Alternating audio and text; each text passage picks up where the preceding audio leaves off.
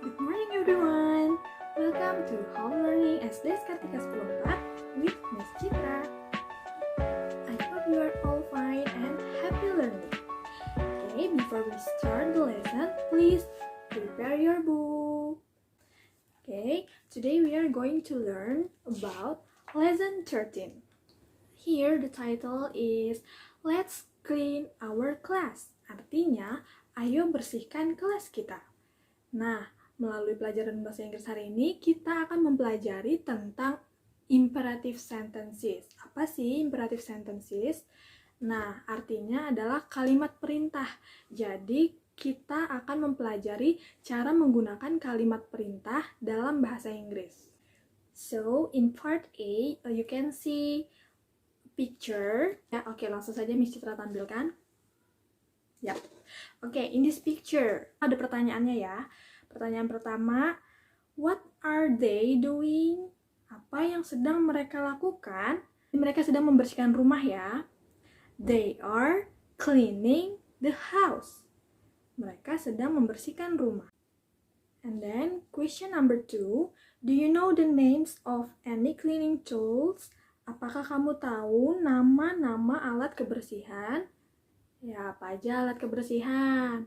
Ada banyak ya. Ada sapu or broom, ada kain pel or mop, and many others. Okay, now we go to part B. Di bukunya halaman 108. Okay. So, these pictures show us how to use imperative sentences. Jadi gambar-gambar berikut adalah beberapa kata yang dapat kita gunakan untuk membuat kalimat perintah. Okay, we start from number 1. Throw away, artinya buang. So we say throw away the rubbish, artinya buang sampahnya. And the second picture, nah ini gambarnya dia sedang merapihkan tempat tidur ya. Ada kata tidy up. Tidy up artinya merapihkan. So we say tidy up your bedroom. Artinya rapihkan tempat tidurmu. And then this is turn off. Artinya matikan. So we say turn off the lamp. Artinya matikan lampunya. And then this picture mop. Ya, dia sedang mengepel ya. So we say mop the floor, artinya pel lantainya. And then sweep, artinya menyapu. We say sweep the floor untuk mengatakan sapu lantainya. And then plant, artinya tanam. We say plant the trees untuk mengatakan tanam pohonnya. And then wash, artinya mencuci. We say wash your hand, artinya cuci tanganmu. Nah, di part C ada kata-kata ya di dalam tabel yang berwarna biru ini. Nah, itu harus kita cocokkan ke dalam kalimat yang rumpang yang sesuai dengan fotonya. I will show you from this first picture. Number 1, titik-titik this rubbish. Titik-titik sampah ini. Yang paling tepat untuk melengkapi kalimatnya, buang ya, buang sampah. Sesuai dengan gambarnya, dia sedang membuang sampah. So, what is buang in English? Ya, throw away. So, the sentence is throw away this rubbish. Artinya, buanglah sampah ini. And then number 2, titik-titik the light when it is not being used. Nah, diapain nih lampunya? Dimatikan ya. So, what is matikan in English? Turn off. So, the sentence is turn off the light when it is not being used. Matikan lampunya jika sudah tidak digunakan. And then number 3, titik-titik your hands. Nah, ini gambarnya dia sedang mencuci tangan ya. So, what is mencuci in English? Wash. So, the sentence is wash your hand.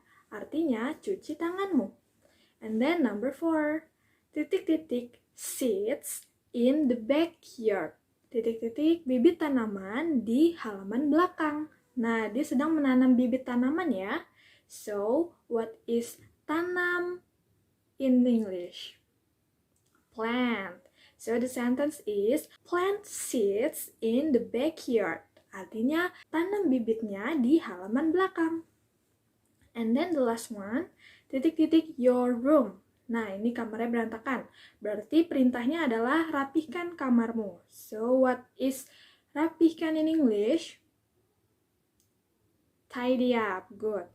So the sentence is tidy up your room. Artinya rapihkan kamarmu. Next, in part D, we can see some kinds of trash or rubbish ya. Nah, ini adalah jenis-jenis sampah. Ada sampah, ada koran, ada kaleng makanan, ada botol minum. Nah, first let's look on the dustbin ya. Ini ada 3 jenis ya tempat sampahnya, trash bin-nya. Ada the orange one is for plastic. The blue one is for paper, and the yellow one is for metal. Jadi, yang warna orange ini tempat sampahnya untuk sampah plastik, menempatkan sampah plastik. And then, yang warna biru ini, the blue one, is for paper trash, sampah yang terbuat dari kertas. Dan yang kuning adalah tempat sampah untuk sampah yang terbuat dari besi atau logam ya. Nah, let's look from the first trash.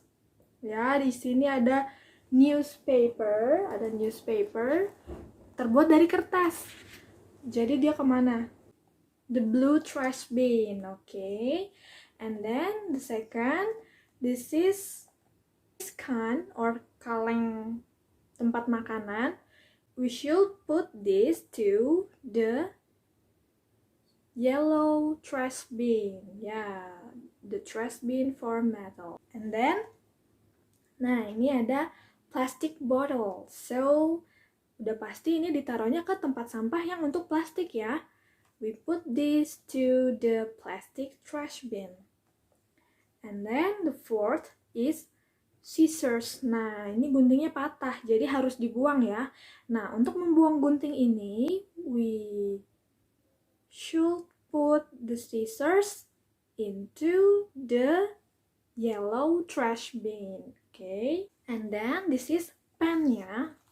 Pen atau panci rusak dan harus dibuang. So we put this trash into the yellow trash bin. Okay.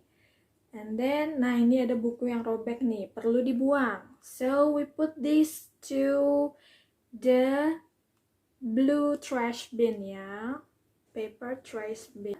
In English, if you want to ask someone to do something, ya, jadi kalau kita ingin menyuruh orang lain untuk melakukan sesuatu, we have to say please ya. Ya, contohnya ada yang di bagian E, ada di halaman 111 ya, ada the pink table. Nah, ini contohnya untuk memberikan imperative sentences, memberikan kalimat perintah. In the left one, ada clean your room please, artinya tolong bersihkan kamarmu. In the right one, don't throw rubbish everywhere please.